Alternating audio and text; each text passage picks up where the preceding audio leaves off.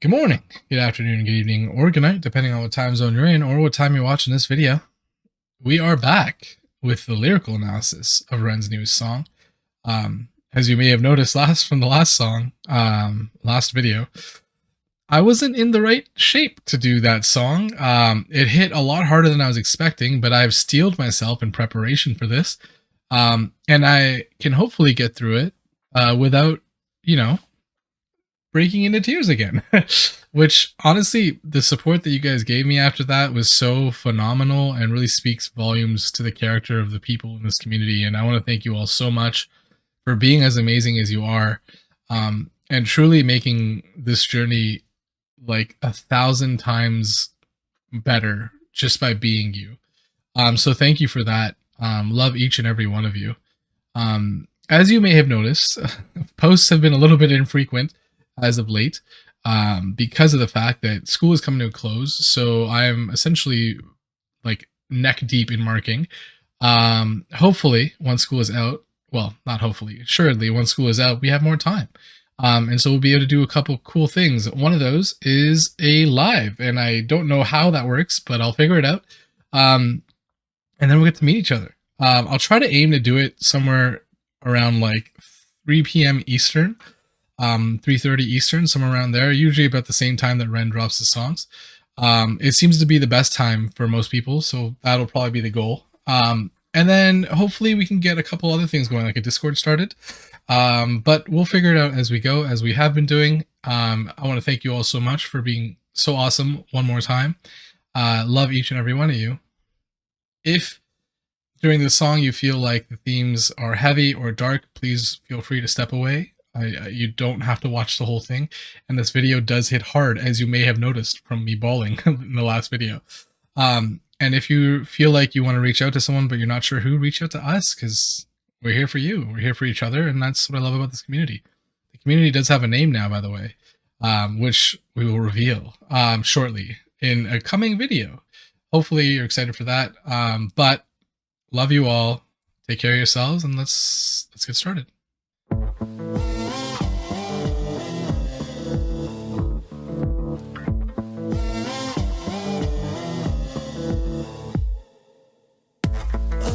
Before we even get started on the actual song, like the one thing I really like is just the feeling of the video right at the gate is very dark. And it really caters to the emotions that are felt when you're kind of going through all the things that Ren was going through. But on top of that, if you look at kind of like at the start, there's a lot of people kind of walking on their own, and then there's shots of these people almost like disappearing into different parts of the scene, and things are just all over the place, which kind of is representative of how you feel when the world is just getting too much and overwhelming. You just feel like your mind is jumbled, and this is almost like a representation of that, which I think was super smart display. And I'm pretty sure this is AI, which is kind of interesting. I'm wondering how much more AI stuff we're going to start seeing soon.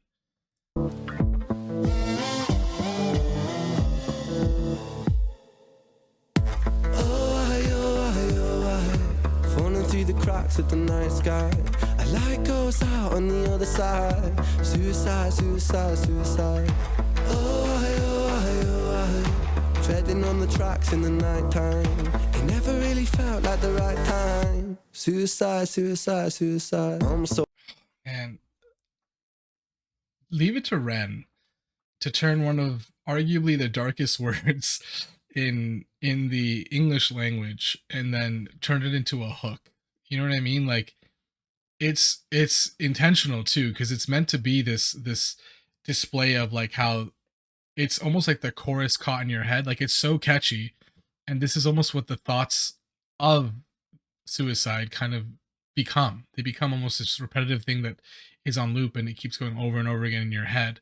Something else that's interesting is you always see a face when he says suicide, suicide, suicide, which makes it a lot more personal, at least to me.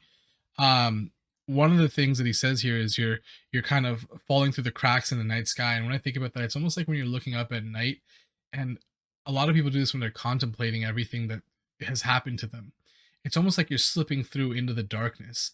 And then as the light goes out, like he says, light goes out on the other side, that could be so many different things, right? That could be the light of a person, who is in your life who you've lost and their light has gone out, partially why you're now falling through the cracks in the night sky.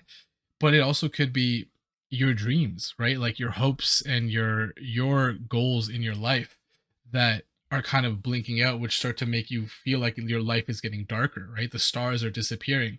And it could be any of those things, right? There's so many possibilities. Um, what just the vivid imagery is always something that's amazing. And something else that he mentions is treading on the tracks in the nighttime, right? Like it never really felt like the right time. And that's twofold because one is it's quite literally like you shouldn't tread on the tracks at nighttime because you're harder to see, right? But on top of that, that's also something someone who is considering taking their life might be doing, walking on the tracks at night, right? Because that's when it's possible for you to get hit by a train. On top of that, it could be the track of life where you've been treading on it, but it always feels like it's dark, right? So you've always been on this track, but it never feels like there's any light on this track.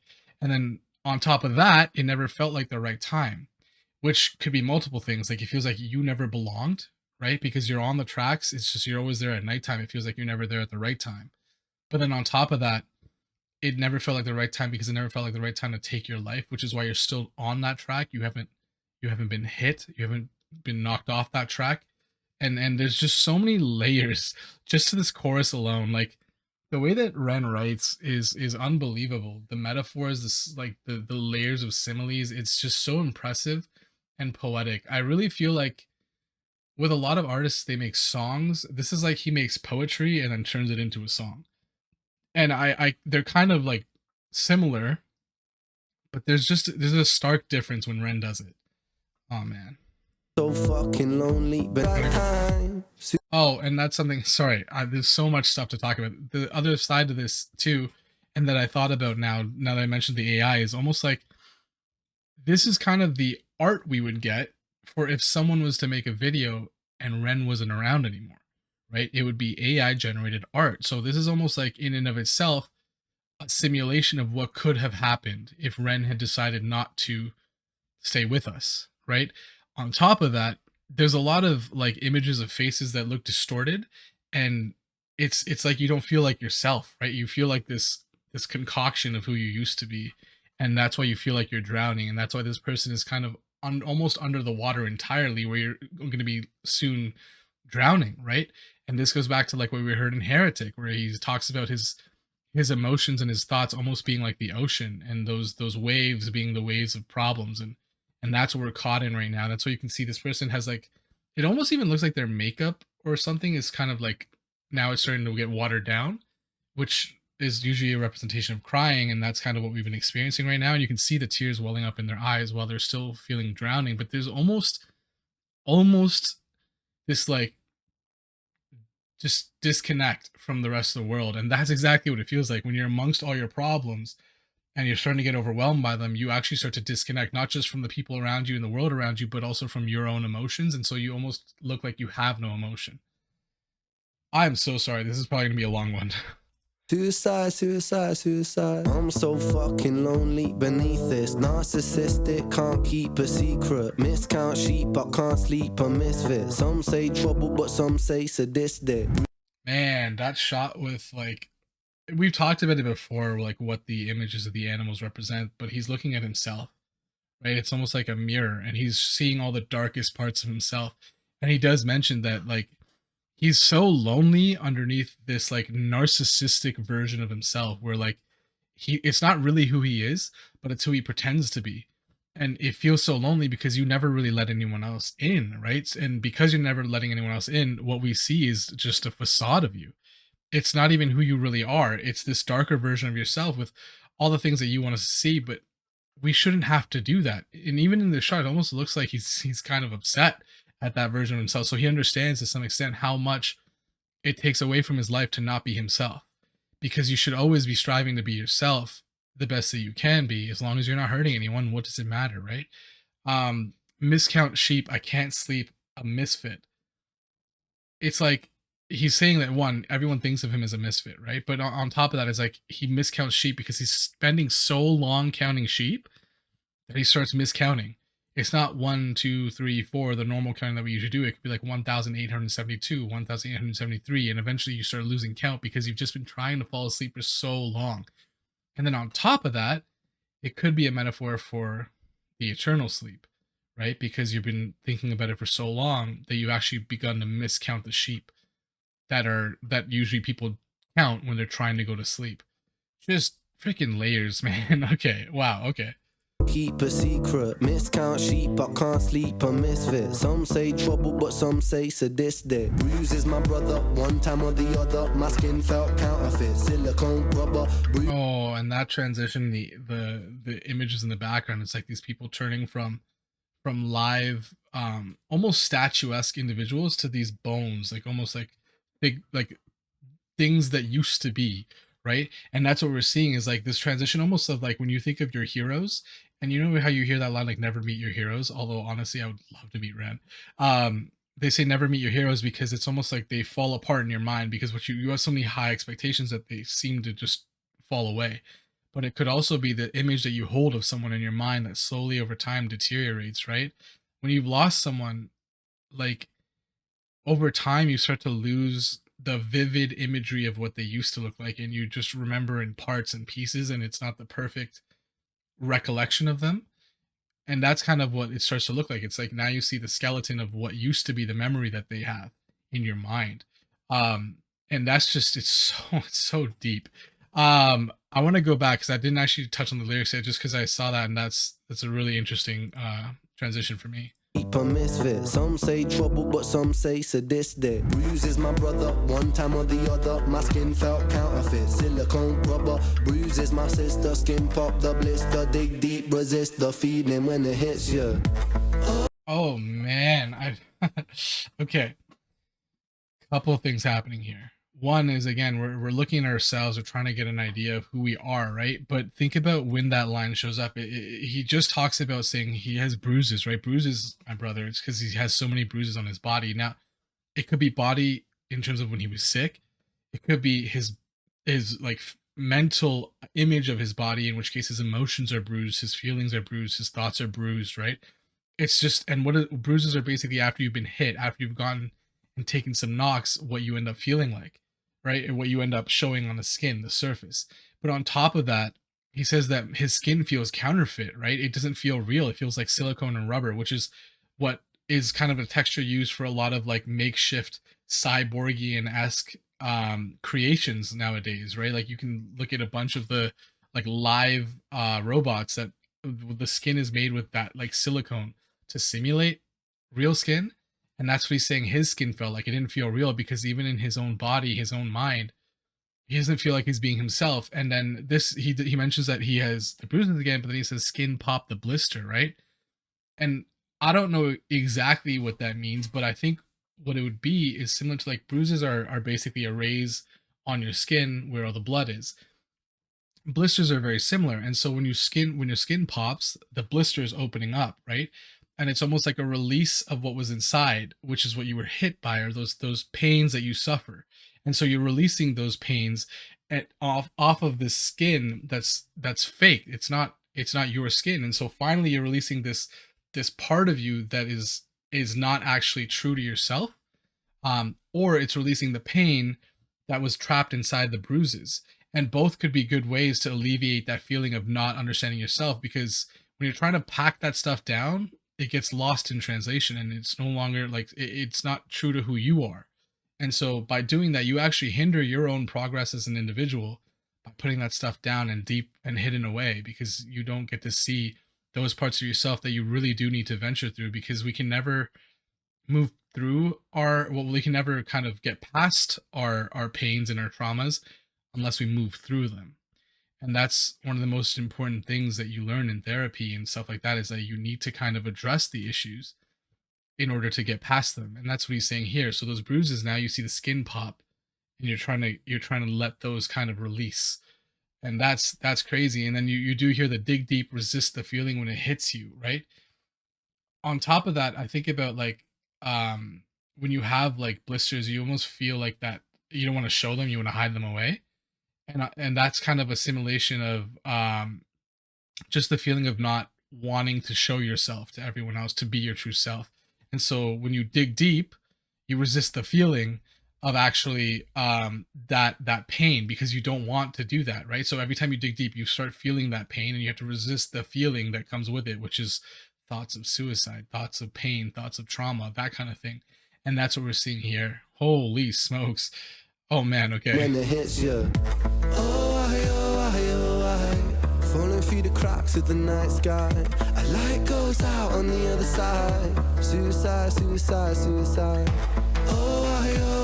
Even that image right there, like if you look at the environment as we kind of begin to move through this world, I almost think this is like what's in his mind, right? Like this desolation, this empty space, but it's growing, the network's growing, and then now the number of faces that we see, it's way more than what we saw before, which almost represents either the pains or the people that you've lost, right? um and that's what we're seeing, and they actually come to life by the end. They start almost becoming real people. And maybe that's how it feels in this situation. These skeletons in your closet start to almost feel like real things, real people. One of them even has like an arm held up, almost like it's going to pull you down. Jesus. Okay. Night sky. A light goes out on the other side. Suicide, suicide, suicide. Treading on the I just realized something. Is there a second hand on that at first? There is, right? So this, whose hand is that? Okay. Sorry. That just caught me off guard. out on the other side. Suicide, suicide, suicide. Treading on the tracks in the night time.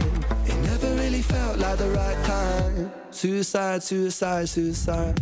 I love how in every one of those shots, like this individual person, and it looks kind of like Ren, but arguably you can almost substitute that with virtually anybody, because you see the face start to change shape, different parts show up, and it's not even like when you see the face change, it's not always like a real face. It's like almost robotic in some parts, which goes back to what we were talking about earlier, where you don't get to be yourself. You're this figment of who you are, this expression that you're calculating to show other people, and that's what we're seeing on the surface. Damn.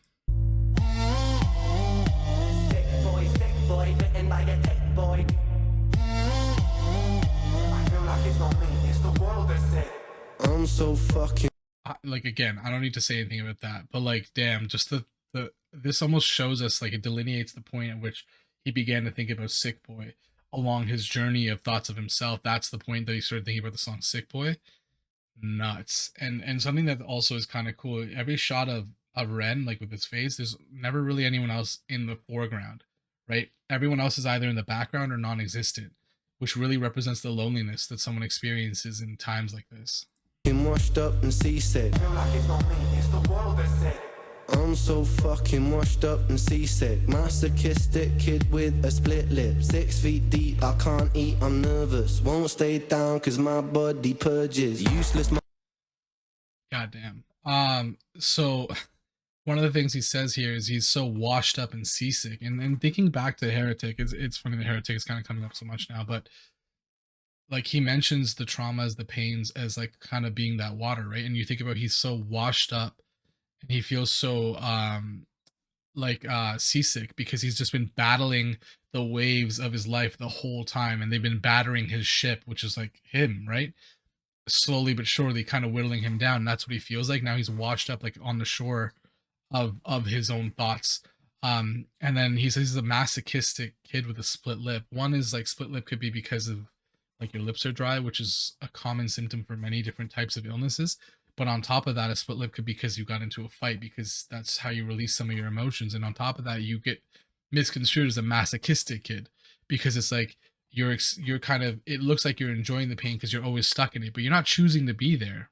If you were, then maybe you would be masochistic, but you're not actively choosing to be there. You just don't know how else to live at this point. And that's a lot of the experience that people have in moments like this, where it's like, you don't want to be upset and you don't want to be hurt and in pain, but you don't know how else to deal with it. And that's why when people say, oh, just, you just feel better. It's like, great. Yeah, I would love to. Would you like to teach me how? Because it's not always easy for everybody, right? So like for some people, things can kind of like wash off them or bounce right off them, but that's not how it always is for everyone. And that's why like these kinds of discussions are so important to have because it makes it clear that it's okay to talk about stuff like this. It's okay to talk about the things that upset us or things that hurt us. And that's why this song is so important on such a grand scale. Oh my god. And then he does talk about like he feels 6 feet deep. He already feels like he's dead, right? That's kind of the meaning behind that quote. You're 6 feet deep, you're buried underground. And now he is kind of twofold because you feel like you're buried in the ground away from everyone else and in your own loneliness in your coffin. But on top of that, you already kind of feel like you're dead because you feel like you're gone from this world because you don't feel like you. And that's so hard, right? Oh man, okay. I can't eat, I'm nervous. Won't stay down cause my body purges. Oh, and that line I really like because he says, "Won't stay down, my body purges." He's talking about the fact that like when he eats, he throws it back up because of his illness. But on top of that, think about the dichotomy of that line. It's "won't stay down," right? Because in the midst of all of these pains and horrors and sufferings, you won't stay down because you can't stay down because staying down means that you've accepted that fate. But we can't accept that fate. We have to always strive for better and strive for good and strive for the things in our life that we want and that we cherish, right? And that's why he won't stay down. His body is purging part of that, like that idea that he needs to kind of be done. He doesn't want to be done. He wants to keep fighting. Deep, I can't eat, I'm nervous. Won't stay down cause my body purges. Useless, my mother, can't keep in my supper. Skin so pale cause my cheeks leak colour. Truth is my father, you choose your karma. Draw for the sword, then drive through the armor. His rhyme schemes are so good. Something that he mentions there is like, it's useless, mom, right? Like he's talking to his mom saying it's useless. Like I can't keep my food down. It's just not going to stay down there. And like when he's talking about his skin, like you can think these are all the things that were going through his mind, right? All the ailments and all the things that made him think, is there a point to this all? Like, why am I suffering so much? And that's what kind of led to this downward spiral that he had for a long time. But on top of that, it says truth is my father, right? And so it's like truth is what a part of the thing that creates us, right? Because it literally creates us. Our truth, the one that we give to other people and the one that other people experience from us, is what creates their idea of us. And on top of that, it says the truth is that you choose your karma, right? We actively tend to put ourselves in these situations where we don't want to talk to anyone because we don't feel like it will be a benefit to us. We don't feel like they can help. We don't feel like there is a positive to sharing our emotions. But there truly is. And when we think that way, though, we close ourselves off from everyone else and we avoid kind of talking to them about our troubles, about our traumas. And that only serves to make the situation worse. And then so he says, draw for the sword, then drive through the armor. And honestly, the first time I heard that line when we were watching it together, the thought to me was like drive through the armor of life. But I almost wonder if it's drive through your own armor. Like find the kinks and like the parts of your armor that are a little bit weaker so you can cut off that armor, because a lot of the time we build this armor, we build this wall to avoid having to share our emotions, and it ends up being a negative for us because it keeps us away from others, it keeps them at arm's length. And that's what he's saying, draw forth that sword and strike down your own armor, because that armor is what keeps you from feeling like more of yourself, from being able to express yourself, from being able to love yourself, because you feel like you're not worth loving. And so you pack it all away into this tight shell that no one is allowed into, even though you can't do that because it's actually so much worse for you. Oh man, Ren, man. And just like the images of like always him walking alone, now his face also looks extremely distorted compared to what we saw at the start. It's almost always robotic. We'll go back and watch that a second. But you can see it's like his own persona, his own idea of himself started to change. And that armor is almost manifested as this like robotic aspect to his face. Holy shit. Jesus. My body purges, useless, my mother, can't keep in So my you can supper. see it Skin just so everywhere pale cause now. my cheeks leak colour. Truth is my father, you choose your karma. Draw for the sword, then drive through the armor. Man, I thought those were lanes, and for a second, the way that it looked was almost like they're walls, right? Like I'm gonna go back just a second just to show you. It almost looks like they're walls, right? They're top of walls, And it's like that's what's dividing us too. But then there are also lanes or tracks, which is what we're on. So it's literally like our tracks of life when we're in this mindset are completely parallel to other people's, avoiding them and separated from them almost like walls. God damn it, Rand. Why, oh, why, oh, why? Falling through the cracks of the night sky. A light goes out on the other side. Suicide, suicide, suicide. Oh, why, oh, why, oh, why? Treading on the tracks in the night time. It never really felt like the right time. Suicide, suicide, suicide. I wonder if that is meant to represent kind of like what could have happened if things didn't go the way they are right now, but also to represent his idea of himself that he doesn't even have a home, right? Because that person's clearly homeless and he feels like he doesn't have a home because of all of these thoughts and emotions that are constantly rushing inside of him. Suicide, suicide, suicide. See, there's just so much more roboticness to his face. It's almost like he's a cyborg. Suicide, suicide, suicide. Suicide, suicide, suicide. I think I'm prepared, but I also don't know that I'm prepared. So I'm hoping I can make it through this all in one go. I apologize if we have to take a pause, but we'll get through it together at the very least. This is by far the most hard hitting part of this. And okay, that's what I was curious of. It's no surprise that this is the part that people have found the most replayed, because think about, and I really want you to think about what that means. I get that, like, Ren's community, we are very open or more open to being vulnerable, but I don't think it's a surprise that this is the most replayed part, because this is the part that connects emotionally the most to Ren. And so seeing someone like Ren open up their heart and their soul and being comfortable with letting us in really speaks and that being the most kind of viewed part speaks volumes about what we want from not only ourselves but society as a whole. We want to be able to move to a point where we can openly talk about the things that hurt us and pain us, because it means connection. It means connecting with other people. And I literally, that's all I talk about. I feel the idea that connection is the like penultimate most important thing in the world.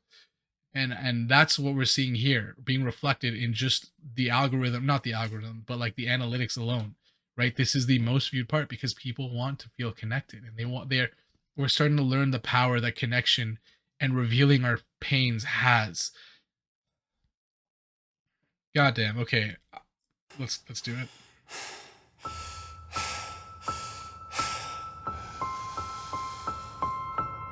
It's hard to take off from the ground when your wings are cut. Your stomach burns when you're drinking from an empty cup. You know the entire ocean came from my tear ducts. I see the world through Fibonacci sequences and double Dutch. I guess. Yo, that line, I see the world through Fibonacci sequences and double Dutch, is like, it's so crazy to me, because like I would never ever conceive that line, but like the meaning of it is so deep, right? You see the world through Fibonacci sequences. What a Fibonacci sequence is like a sequence that keeps adding onto itself, and so the sum just gets greater and greater with all the numbers that you add. But when you think about what that means, when you're talking metaphorically about life, it's all of the problems adding up over and over again, right? That's the Fibonacci sequence. And if you see life through Fibonacci sequences and double Dutch, that's you seeing the problems stack and stack and stack and become multiplicative. But then on top of that, you're trying to constantly jump over them like hurdles, right? Like you're playing double Dutch, which is like a skipping rope game. And double Dutch is like the souped up version where you have to constantly be very good you have to be very good at skipping. But this is what life becomes. It feels like a series of repeated hurdles that keep getting higher and higher because they're adding on top of one another, and it creates this huge burden that we all carry. And that is such a beautiful way to say that. Like, I see the world through Fibonacci sequences and double Dutch. God damn, what a line, right? And then it's what we were talking about earlier, where he talks about like his tear ducts made the ocean because that's the ocean he swims in. His pain is the ocean that he's fighting against, that he's swimming against, and that made him feel washed up. And ultimately, he mentions as well that like he's drinking from an empty cup because like you're supposed to see the world as a cup half full or half empty, right? You're not supposed to, but that's usually how it gets seen. But if there's nothing in your cup, that's the worst of it, right? So when you're trying to drink from it, your stomach burns because there's nothing, you're not getting any sustenance because the glass that life gave you is completely empty. What's supposed to be giving you this refreshness, man, I'm sorry, I'm still so caught up just by all the emotion on this. But like what's supposed to refresh you makes you only want for more because the cup is empty and you're just waiting for your cup to be filled even a little bit, not even just halfway anymore, even a quarter, a fifth, right? You're looking for it to be filled to some extent. Oh man.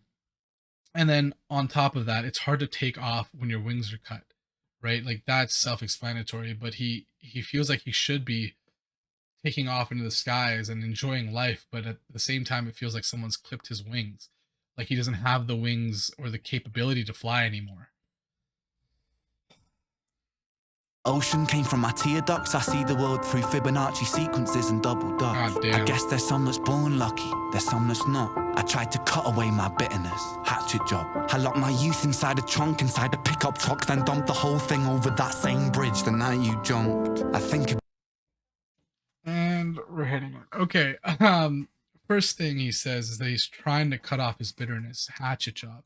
And hatchet job is like when you go swinging wildly at whatever you're trying to get rid of with like an axe, and you're trying to cut pieces of you away, but at the same time it's wild. So you're actually losing other parts of yourself as well, the parts that matter, the parts that you need to keep around. And so this hatchet job, this part where you're trying to get rid of your bitterness, you're actually removing parts of yourself that are good and happy and make you feel content with yourself too at the same time. And that's what he's talking about here, right? He even says he locked his youth inside the trunk and basically ran the truck off the same bridge that he lost Joe on. And like the metaphor of that is just so all encompassing. Like it's he took all of his childhood, all of his youth, and put it into this trunk and then drove it off of the edge where he lost his best friend or one of his best friends. And that's a metaphor for part of himself dying, right? His childhood dying. He had this connection with so many people, and he talks about that after. But he had this connection with so many people, including like his happy memories of his youth. But because he lost Joe, who was a pivotal part of his youth, all of those memories seemed to be tarnished almost instantly. And so instead of revisiting the good parts of them, he just puts them all away and just drives that memory off of a cliff, in a way killing the child in himself, right? Like removing his childhood so that the Ren that people knew at that point, the young Ren, the youth Ren, he also no longer exists. That he had to basically start fabricating, not fabricating, but creating a new version of Ren that doesn't have all of those what he would consider hindrances, even though those pains and those struggles help make us who we are. Jesus, man. He writes like it's Inside a pickup truck, then dumped the whole thing over that same bridge the night you jumped. I think about that sometimes, vividly. What it felt like to look down and see tranquility. One sudden movement in a world of possibility. Only one movement to expose our fragility.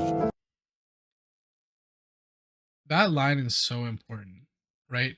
One sudden movement in a world of possibility because there's so much possibility in life, right? And that possibility extends to things that are horrible, right? So things that are horrible will happen. But it's Murphy's law. What can happen will happen, right? Anything that can happen and probably will happen. And that includes the bad. So there will be bad parts of life, but that also includes the good, right? And so it's that one sudden movement in a world of possibility, but that one movement is what took his best friend, right? And what exposed the fragility of life, but not just the fragility of his friend's life, the fragility of the network of memories and power and inner peace that Ren had before his friend jumped, because it exposes the fragility of your world, right? So now even for the people that are left behind, it exposes just how fragile we are and just how much of an impact something like this can have on us. And it's an everlasting impact, right? we hope to move past it at some point, but that the thought will always be there. The missing of that person, the amount that we loved them, the amount that we cared for them, that will always be there. And now it becomes almost like a bitterness, right? And again, that goes back to the bitterness that he was trying to cut off. And it's just like, man, he just, yeah. Sorry, I'm trying to put it all together. But the other thing to add to this is that it's when he starts talking about Joe that the background starts to lighten, right? Because he was trapped in this darkness for so long. But that darkness was him not willing to, like, talk about the things in his past, to address them, to let go of some of the pains that he's facing. He was kind of bearing it all down beneath that armor, right? And as soon as we start to see him release some of that, not just to the song, but to us and connect to the world, that's when we start to see light, like, the begin to resurface, right? The background becomes a little bit brighter. And that's kind of the metaphor of when you keep the things inside, it creates this darkness or inner darkness. But when you start to let them go and let others into this world that you've now created for yourself, the world becomes a little bit brighter. That same bridge the night you jumped, I think about that sometimes, vividly. What it felt like to look down and see tranquility. One sudden movement in a world of possibility. Only one movement to expose our fragility. Yo, man. The thing that's killing me is, like, that is exactly what happens when, like, the face that we've kind of watched Ren make through this section, like, this is what happens when you're trying to hold back your tears, your pains, right? You first, you're kind of holding steady, then you start closing your eyes, trying not to think about it, but that only makes it worse. And then you start to look down away from the rest of the world, and then you start rocking back. I've been accidentally rocking this whole time, I'm pretty sure. I didn't actually think about it until I just mentioned it here, but, like, that's what happens when you're experiencing these pains and traumas, right? You rock back and forth trying to work through it. And that's what he's doing right now. He's fighting back the tears, fighting back the pains, but now that he's trying to release it, like, the pain will flow, and so will the recovery, right? I fucking miss you, and I miss myself. I miss thinking we were indestructible as well. I miss chilling by the pier cave and kicking back with Callum, Hugo, Sega, Justin, Stevie, and the fucking lads. I miss missing that. I numb myself to close the gap. I never even call them up. The distance is my plaster cast. The truth. Jesus, the distance is my plaster cast. Man. Yeah, and something he said there is, like, he misses Joe, but he also misses himself because, yeah, he hasn't been the same since it happened, right? You lose almost part of yourself, sometimes all of yourself for some time when you lose someone in this way. And so it's like you become a completely different person. But on top of that, he says that he misses all these people that he kept at a distance because they were a plaster cast. They were something that was trying to put around something that's broken, right? A part of you that's broken. The plaster cast was probably around his heart because his heart was broken. And so he was trying to revive himself, recover himself by creating distance from other people. And he thought that would work. But now, like, just thinking about it, he starts to recall all of the people that were important to him at that time. And like, they lost this person too. And man, it's just, yeah. Again, if there's anyone out there that has even considered, is considering anything along these lines, please remember that there will be a day that will be better than all the days that you think of when you think of life. Your life will improve. Your time on this planet will improve, but it can only improve if you let it. And doing something like this, you remove any possibility of that. You remove the chance that you will experience the good in life again. And there will be good. So hold on for that. In that I numb myself to close the gap. I never even call them up. The distance is my plaster cast. The truth is that the day you jump, my childhood jumped too. But I still can't find that anger. All I find is missing you, man, I miss you. With all my rhymes, I picture running 5 minutes quicker, I'm right on time. I picture pulling you back over the edge and then we're crying and holding you, my brother, and telling you that it's fine. Not the way that it worked, cause I was late like a jerk. There's not a day where I could find a way to break from the hurt. Your body missing, so we never got to wave to the hearse. I hope you're listening, I love you, man, I miss you absurd. Fuck.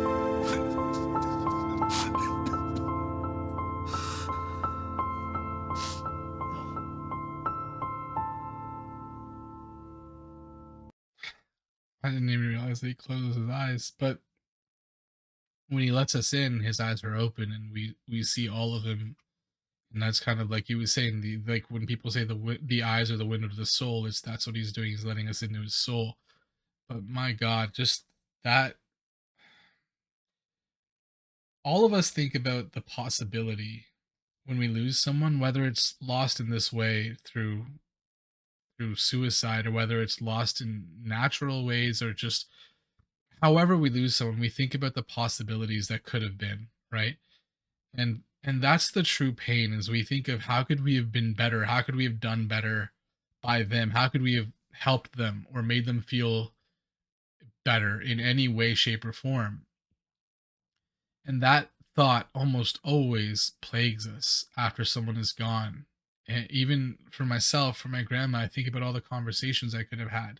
The times where I thought, oh, there'll always be tomorrow. Why didn't I go and do this? Or why didn't I go and do that? And then I might have missed conversations with her that could have been like just something that I value. And I value all of my conversations, don't get me wrong, but this is what Ren's doing, right? He's turning it in on himself, and then kind of accepting the blame as something that he should experience, but it's not, right?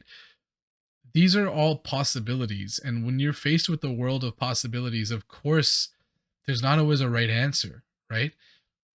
But in retrospect, a lot of the time we can see what should have been the choice, but that would have only been the choice in those moments when we would, if we knew the future. But we don't know the future, and that's one of the things about life, is that every time you make a decision, you make the decision based off of your best knowledge, but that doesn't mean it's going to necessarily be the right decision.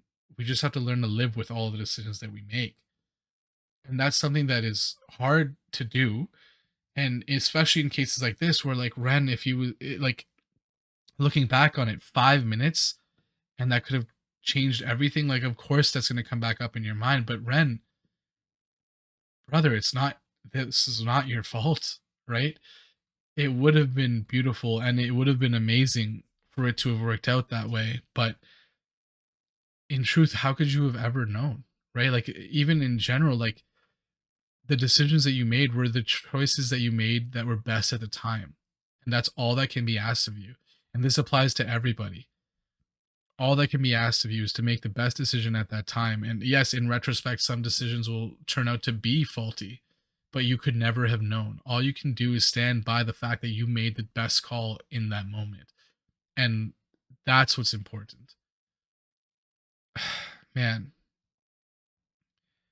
just all of this, like, just I'm so happy that Ren released this song for so many reasons. One, it started a dialogue with probably billions of people around the world, right? Like even if they haven't seen the video, it might have been like kind of influenced someone to have a conversation along these lines that had seen the video with someone who has no idea who Ren is.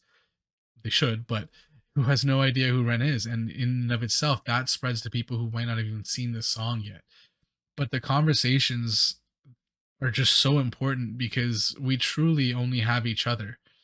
And that's why something like this, something as hard and something as dark as suicide is never the answer, because all of those possibilities, they just fall away if you make that choice, right? And you'll never get to see the fruits of your labor, you'll never get to see the opportunities that life had to offer you if you make the choice to not be around.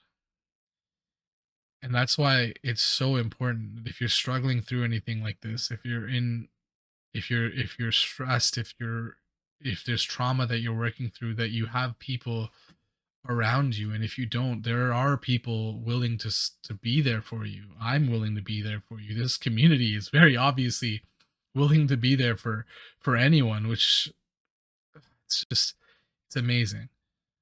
um okay.